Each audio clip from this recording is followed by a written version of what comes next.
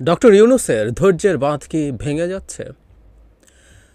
কথাটা এই কারণে বললাম, উনি সম্প্রতি দফায় দফায় ওনাকে কোর্টে যেতে হচ্ছে এবং গত দুদিন আগে তিনি খুবই সিগনিফিক্যান্ট একটা কথা বলেছেন, সত্যিকার অর্থে যেটা তার সংকটের মূল কারণ, সেই কথাটা উনি বলেছেন।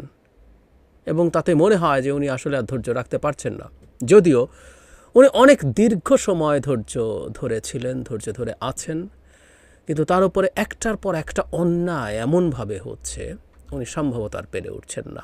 আসল কারণটার কথা বলবো, একটু মেটাফরিক্যালি বলেছেন, খুব ইন্টারেস্টিং ওয়েতে বলেছেন, সেই জায়গায় আসবো। তার আগে আরেকটা বিষয়ের প্রতি উনি আমাদের দৃষ্টি আকর্ষণ করেছেন, এটা নিয়ে আমরা দীর্ঘদিন কথা বলছি।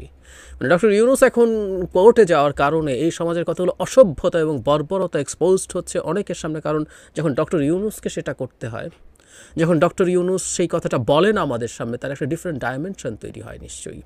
সেটা হচ্ছে লোহার খাঁচায় দাঁড়ানো। আদালতের কাঠগড়ায় লোহার খাঁচা তৈরি করা হয়েছে এখন। আমরা এরকম প্রচুর ছবি, অনেক বিশেষ করে বিএনপির নেতাকর্মীরা যখন গেছেন, তাদের সেই লোহার খাঁচার মধ্যে থাকা ছবি আমাদের সামনে এসছে। মানে একটা কাঠগড়া স্বাভাবিক থাকা একসময় তো ছিল, এটাকে লোহার খাঁচায় এরকম তৈরি করার কোনো প্রয়োজন ছিল, কিন্তু এটা করা হয়েছে।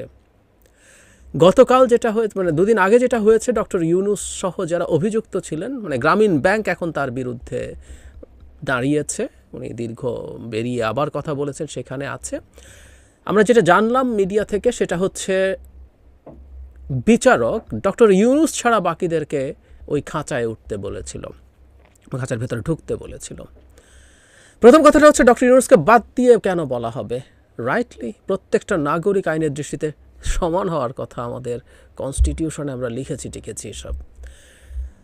খুব interestingly I must appreciate doctor Yunus, উনি চমৎকারভাবে একটা সিদ্ধান্ত নিয়েছেন। সেটা হচ্ছে উনি বাইরে থাকেননি, যেহেতু যারা তার সাথে ওই মামলায় অভিযুক্ত হয়েছে তার কারণে হয়েছে, তিনি সেই সঙ্গীদের সাথে নিজেও সেই লোহার খাঁচায় ঢুকেছিলেন। তারপর একটা সময় তাদেরকে বের হয়ে আসতে বলে, তারপর উনি বের হয়ে আসেন। এই খাঁচা সম্পর্কে ডক্টর ইউনূস বলেন, লোহার খাঁচা তৈরি আসামির কাঠগড়া তো অপমানজনক, অপমান করার জন্য এটি করা হয়েছে। এটা তো আর সম্মান দেওয়ার জন্য বানানো হয়নি, অপমানের চূড়ান্ত পর্যায়ে নিয়ে যাওয়ার জন্য বানানো হয়েছে। আজ আমি অভিশপ্ত জীবনের শীর্ষবিন্দুতে পৌঁছেছি, এই প্রথম আমাকে লোহার খাঁচায় দাঁড়াতে হলো। ডক্টর ইউনূস এখানে বলার চেষ্টা করছে যে তার একটা অভিশপ্ত জীবন চলছে এবং এই লোহার খাঁচায় দাঁড়ানোটা একটা শীর্ষবিন্দু। মানে উনি দীর্ঘদিন থেকে নানাভাবে এই অভিশপ্ত জীবনের নিয়ে সাফার করছেন, এখানে শীর্ষবিন্দুতে উনি পৌঁছেছেন। তিনি বলছেন, এ ঘটনার মধ্যে কোনো সত্যতা নেই, যে জিনিস আমি দিয়েছিলাম সেটার জন্য আমাকে অভিযুক্ত করা হচ্ছে। আমার সঙ্গীরা আজ অভিশপ্ত, এটা আমার মনে কঠিনভাবে দাগ কেটেছে।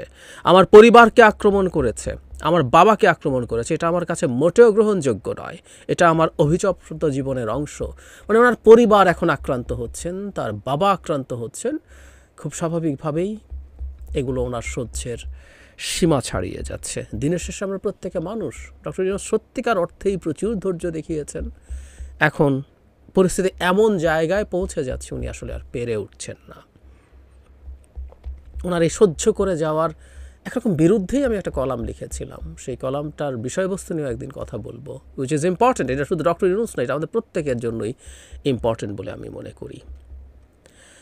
এই জায়গায় এসে সবচেয়ে সিগনিফিক্যান্ট কথা বলছেন, তিনি বলেন আসলে এক অভিশপ্ত জীবন নিয়ে বয়ে বেড়াচ্ছেন।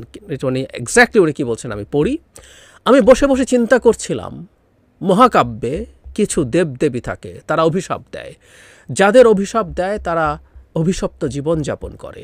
আমিও মনে হয় কোনো মহাকাব্যের অংশ হয়ে গেছি। এই জায়গাটা পড়ি, মন দিয়ে শুনি। কোনো দেবদেবী আমার ওপর অসন্তুষ্ট হয়েছে, তাদের অভিশাপের কারণে আজ আমি এখানে। আমাকে গ্রামীণ ব্যাংক থেকে বের করে দেওয়াটা ছিল আমার অভিশপ্ত জীবনের অংশ, আমার বিরুদ্ধে তদন্ত হয়েছে, তদন্ত কমিশন হয়েছে, আজ আমি অভিশপ্ত জীবনের বড় পর্যায়ে পৌঁছে গেছি। বন্ধুরা যদি দেখতো আমি লোহার খাঁচার মধ্যে আছি, তাদের অনেক খারাপ লাগতো। ওই জায়গাটা আমি আবারও পড়ি, আমিও মনে হয় কোনো মহাকাব্যের অংশ হয়ে গেছি, কোনো দেবদেবী আমার উপরে অসন্তুষ্ট হয়েছে, তাদের অভিশাপের কারণে আজ আমি এখানে। অবশেষে উনি আসলে সঠিক কারণটা খুব স্পষ্টভাবে বলেছেন, মেটাফরিক্যালি বলেছেন, but this is the reason. তার উপরে দেবদেবীরা অসন্তুষ্ট হয়েছে বলে তার জীবনে দুর্যোগ দুর্গতি নেমে এসেছে, কোনো রকম কোনো সন্দেহ নাই। ডক্টর ইউনূসের উপরে দেবদেবীদের অসন্তোষ আমরা আসলে প্রকাশ্যেও দেখেছি, প্রকাশ্যেও তার বিরুদ্ধে নানা কথা বলা হয়েছে, নানা কথা। তারকে সুদি ব্যবসা করেন, মানে বাংলাদেশ মনে হয় সুদমুক্ত ব্যবস্থা দিয়ে চলে, বা গ্রামীণ ব্যাংক এখন মনে হয় ডক্টর ইউনূসকে বের করে দেওয়ার পরে সুদমুক্ত ব্যবস্থায় চলে। কিন্তু বলা হয়েছে তাকে গরিবের রক্তচোষা বলা হয়েছে এই রকম নানা রকম ভয়ঙ্কর শব্দ ব্যবহার করে তার বিরুদ্ধে কথা বলা হয়েছে। তাকে পদ্মা সেতুতে তৈরি হওয়ার পর তাকে পদ্মা নদীতে চুবিয়ে আবার তোলা হবে, নানা রকম। এবং তার বিরুদ্ধে অভিযোগ উনি পদ্মা সেতু যে ফাইন্যান্সিং ছিল ওয়ার্ল্ড ব্যাংকে সেটা উনি বন্ধ করেছেন, কোনো রকম প্রমাণ ছাড়া রিপিটেডলি কথা বলে যাওয়া হয়েছে, রিপিটেডলি। এবং এক সুরে যখন সর্বোচ্চ পর্যায়ে থেকে এগুলো বলা হয়, তখন বিভিন্ন পর্যায়ে ক্রমাগত এই আলাপগুলো, এই কথাগুলো, এই প্রোপাগ্যান্ডাগুলো চালিয়ে যাওয়া হয়েছে। এগুলো আমাদের চোখের সামনে হয়েছে। সুতরাং তার উপরে দেবদেবীরাই আসলে অসন্তুষ্ট হয়েছে।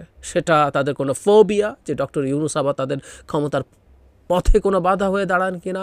অ্যাট দ্য সেম টাইম গ্রামীণ ব্যাংক তো নেওয়া হয়েছে, গ্রামীণ ফোনের মতো একটা প্রতিষ্ঠান আছে, এই প্রতিষ্ঠানটাকে কবজা করা মানেও বিরাট ফিনান্সিয়াল ব্যাপার, ফিনান্সিয়াল প্রফিটের ব্যাপার। এটা দারুণ লাভজনক একটা প্রতিষ্ঠান, সুতরাং এটাও দখল করার কারণ হতে পারে। সুতরাং দেবদেবীরাই রুষ্ট হয়েছে বলেই তার আজকের এই অবস্থা, এটা শিওর। তার অভিশপ্ত জীবন ওই কারণেই। এবং এই ক্ষেত্রে যেটা হয়, দেবদেবীদের সাথে একটা রাষ্ট্রের ডিফারেন্সের একটা জায়গা আছে। দেবদেবীরা যা চায় তাই হয়।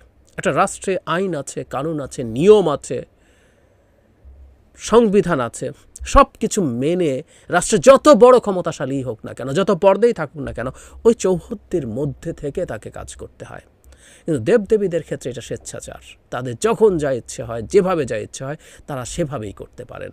সুতরাং আসলেই উনি যদি মোটা দাগে একটা স্টেট, মোটা দাগে একটা রাষ্ট্র, একটা রিপাবলিকের মধ্যে থাকতেন, আমি ইউরোপ আমেরিকার কথা বলছি না, এই যে ভারতেও কিছুদিন আগে রাহুল গান্ধীকে চেষ্টা করা হয়েছিল যে তার এমপিত্ব শেষ করে দেই, তাকে গুজরাটের আদালতে সাজা দেওয়া হলো অন্যায়ভাবে, ওখানকার হাইকোর্ট সাজা দিল, কিন্তু সুপ্রিম কোর্টে এসে সেটা থেকে মুক্ত হলেন রাহুল গান্ধী, তার সদস্যপদ ফিরে পেয়েছিলেন।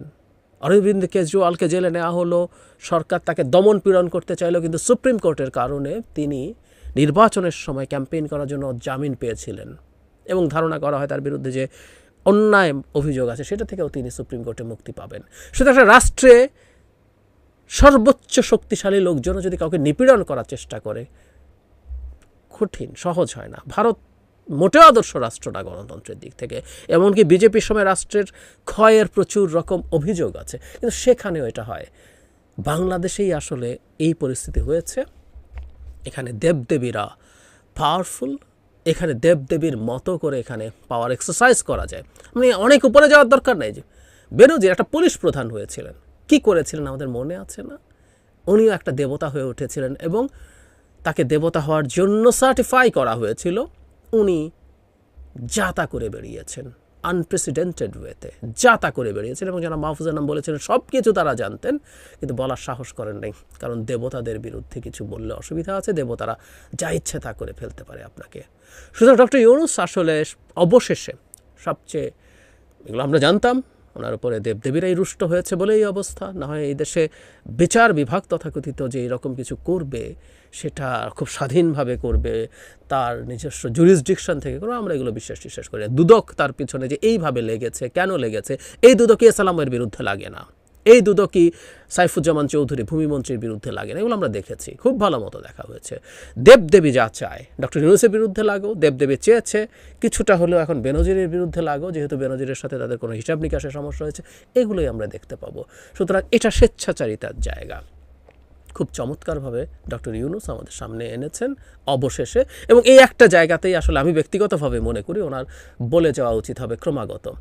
তার বিরুদ্ধে একটা সময় অনেকেই এই অভিযোগটা করেছে যে এই দেশের যে মূলগত সমস্যা, যেইখান থেকে সব সমস্যা উৎসরিত উঠছে, সেই জায়গা নিয়ে উনি কথা বলেন না, উনি হয়তো নিজের সেফ থাকার জন্য কথা না বলার এক ধরনের সিদ্ধান্ত নিয়েছিলেন এবং একটু ইঙ্গিত এই ধরনের উনি করেছিলেনও। আমি ওই কলামের মধ্যে বলার চেষ্টা করেছি, উনি ডয়চে ভেলের সাথে একটা ইন্টারভিউতে জনাব খালেদ মহিউদ্দিনকে উনি বলেছিলেন ঠিক এভাবে যে উনি চুপ থাকার চেষ্টা করেছেন টু অ্যাভয়েড প্রবলেমস, কিন্তু শেষ পর্যন্ত পেরে ওঠেন নাই।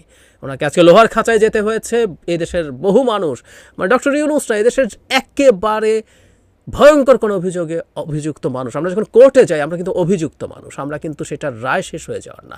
এমনকি এই কোর্টে রায় হওয়ার পরও আরও অনেকগুলো স্টেজ আছে, শেষ পর্যন্ত আপিল বিভাগ আছে, তার আগ পর্যন্ত আপনি আসলে কাউকে অপরাধী বলতে পারেন। আর অপরাধীকেও এই খাঁচা টাচায় রাখতে হবে না। এগুলো মানুষের মানবিক মর্যাদাকে ক্ষুণ্ণ করে। ডক্টর ইউনূস গেলেন, দেখলেন, বললেন। উনি ওনার বক্তৃতায় বলছেন একটা ছবি তুলে, আসলে একটা ছবি থাকলে ভালো হতো, কোর্টের ভিতরে তো ছবি তোলা যায় না, একটা ছবি তুলে রাখা উচিত ছিল।